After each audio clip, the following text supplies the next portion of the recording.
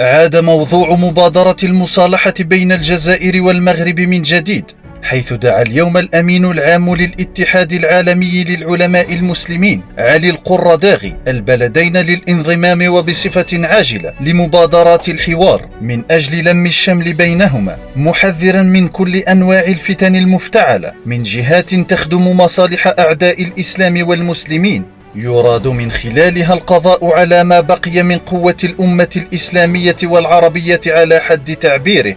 فوالله يا علي القرداغي، الجزائر قيادة وشعبا لن تخيب مسعاكم أبدا، لأنهم لم يكونوا يوما دعاة للفرقة، بل أثبتوا في عديد من المحطات بأنهم الشجعان الذين ضربوا المثل في حب السلم والتعايش، وبشهادة العالم بأسره لن يخيب مسعاكم. لكن هل بإمكان المغرب إلغاء الاتفاقيات الأمنية مع إسرائيل وفضيحة التطبيع التي أوصلته إلى وقاحة احتضان تصريحات عدائية ضد الجزائر في الرباط صادرة عن مسؤولين إسرائيليين؟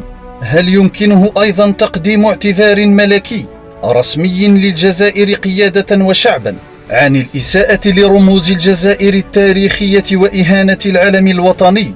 من واجبه أيضا إلغاء الوثيقة التي وزعها عمر هلال في نيويورك بخصوص منطقة لا تتجزأ من الجزائر.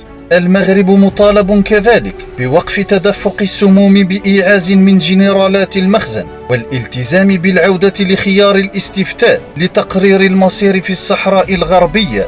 يا علي القرداغي، نحن وأنت على يقين بأن الأمر صعب ما دامت دواليب المملكة في يد أندري أزولاي، فهذه الشروط المبدئية للجزائر قيادة وشعبا عليهم تحقيقها، وأهلا بالمصالحة اليوم قبل غد.